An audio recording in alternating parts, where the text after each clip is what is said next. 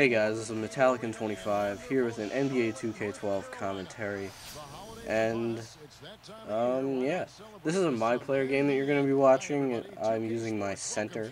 You'll be able to see all of my stats on him in a minute, well, in a moment actually, right there.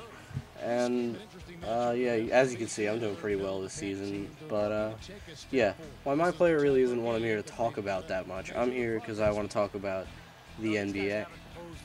You know, what's happening in real life basketball. And I'm going to be giving my opinions on who might make the playoffs this year. And, you know, this is going to be like an early season evaluation, I guess you could call it. And I'm going to start with the Eastern Conference. And I think that the number one seed, which I guess is an obvious pick for a lot of people, the Chicago Bulls. The Bulls, Derrick Rose, actually. Derrick Rose is an MVP, and I think he's going to be the reason why they are going to be the number one seed. And they're first in the East right now, and I think it's going to stay that way. I think the only other team that can challenge them for that spot is who I have as the number two seed, the Miami Heat. Now, the Heat, they obviously have their trifecta of talented players, the big three, I guess, if you want to call them. But I'm going to be honest, guys, I really don't like the Heat. In fact, I'm a New Jersey Nets fan. And, oh man, the Heat. You know, I wish LeBron would have went to New Jersey, but I guess Darren Williams is better. And there was a really slim chance of LeBron going to New Jersey anyway. And I live on Long Island, so I'm just pumped for the Nets to move to Brooklyn. I hope D. Will stays and we get Dwight Howard. But anyway, that's for another topic. You know, a Dwight Howard video or something. Anyway, back on topic. The Heat, and I think, yeah, the Heat this year, I think they're going to be better because they have a better supporting cast of players, like Shane Battier, who is a really good defensive player, for those of you that really follow basketball, and he can shoot the three ball. I mean, I don't know, like, the specifics of who else that they have, but I think that players like Shane Battier are going to make a difference for Miami. And the three seed, right now, I think I'm going to say Atlanta. I've seen Atlanta play a few times this season. I don't know, putting them with a three seed might be a stretch because they lost Al Horford for the season. I don't know if he'd be able to come back for the postseason. Because, you know, no matter what, I still think Atlanta's going to make the playoffs. But I think Atlanta has Joe Johnson. They have a good supporting cast. That's a really good thing that they have going for them. Yeah, number 4, I got Indiana. They're having a really good season. You know, Danny Granger, of course, always playing like he's like usual. Roy Hibbert's improving his game. Really impressive big man for Indiana. Sorry. And number 5, I got the Philadelphia 76ers. They've really stepped up from last year. They were the 8 seed. Oh, and by the way, my seeding for the playoffs for the East this year, pretty much the same teams as last year, but just different order. Yeah, so number 5, 76ers. I don't know, maybe that's just a young team maturing, but they certainly have gotten a lot better. I don't really think they even added that many players. If anyone can inform me of that, then that would be great. And number 6, I got the Celtics, and I don't even know if they'll make the playoffs, to be honest. But, I mean, they only started the season off poorly, and then since then, they've just been, I guess, on a roll. And number 7, I got Orlando. And Orlando, like, you know, their playoff status is really determined by Dwight Howard. You know, where he decides to go, or you know, if he decides to leave or gets traded before the deadline. I think if they lose Dwight Howard, I don't think they make the playoffs. Because right now, I mean, you've seen them. They played a couple of games that were really bad, like against the Celtics, and they lost something like 93 to 56. Oh, you see that dunk I got right there? Yeah, with the reverse jam. And I think Orlando is going to need him if they want to make the playoffs. But I'm pretty sure Dwight Howard has his mind set on going to another team somewhere else. The Knicks, I think, are going to be the 8 seed. They're not performing too well this year, but I think that the Knicks are a team that have the capability to really step up. well, you know, Baron Davis can help them out. I don't know how much he can help them out. As long as he's motivated, that's always the thing with Baron Davis.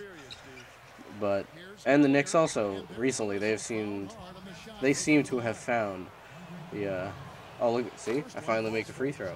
For any of you wondering, yeah, I shot terribly from the free throw line. Something like 2 for 8. And this gameplay is just the first half.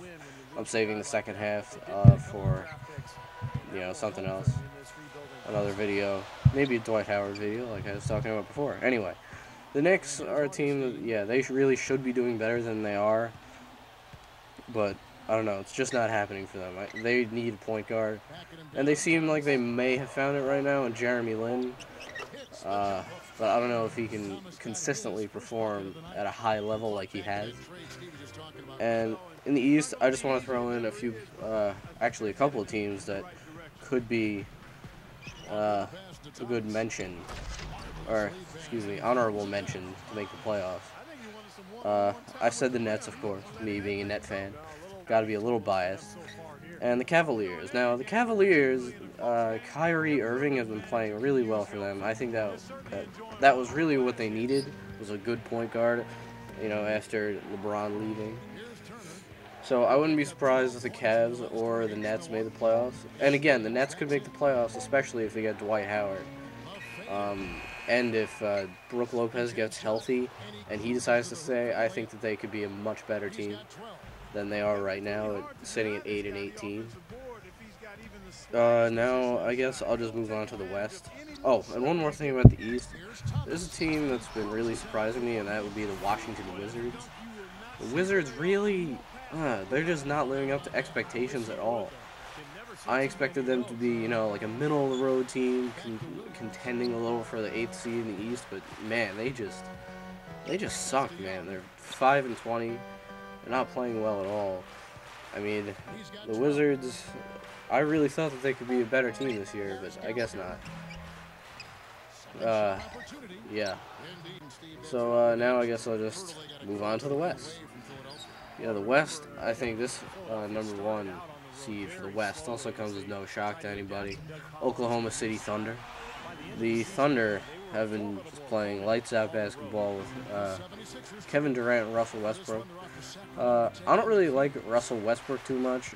I mean, I respect his ability to finish around the rim, but I just think he has to take smarter shots that can really get him up to the next level. He's not there yet, but we'll see what happens. And I think the 2 seed is going to be San Antonio. Now, listen, guys, I haven't really been able to see much of the basketball from the West because, you know, I live in the East and I usually just watch the games of the Nets, so I can really talk about the people that they've played so far this year. And, I mean, I haven't really watched games of that many other teams. I just know of the success that they're having. So, let's see. San Antonio. Yeah, they're aging, so I don't know how long they'll be able to keep up their level of play. But they got a good draft pick in Kawhi Leonard, and I think they'll be set for this year. They'll definitely make the playoffs, one of the top seeds. And number 3, I got the Lakers. They're not doing so great right now, but, I mean, it's Kobe Bryant. I have to put the Lakers somewhere, you know, in that top section, or top 4 team. Number 4, I'm going to go with the other LA team, the Clippers. Now, the Clippers, I mean, I guess with the Chris Paul trade, you had to expect them to be good, and the maturation of Blake Griffin. You know, the Clippers, I'm still, honestly, though, a little bit surprised about the Clippers doing as well as they are, but I know that they'll definitely be a playoff team. We got to move quick now. This game is going to end in a couple of minutes. And I should have the second half of this game up for another video. And let's see, number 5, I got Denver. Denver's really, I mean, I think they got the better end of the deal in the Melo trade with the Knicks. Because, yeah, the Knicks aren't doing too well, but Denver, they got a lot of depth, and I think they'll be doing well. And then number 6, I got the Mavs. I think the Mavs, I mean, I can't count them out. They're the former NBA champs. I just think they lost some good parts of their team, you know, like Tyson Chandler and not really Deshaun Stevenson, but you know what I'm saying. And number 7, I got the Jazz. The Jazz have been playing pretty well this year. I've seen them play a couple of times. The Jazz are looking good. They're kind of like a Denver team. They got a lot of depth, but they don't have any real superstar.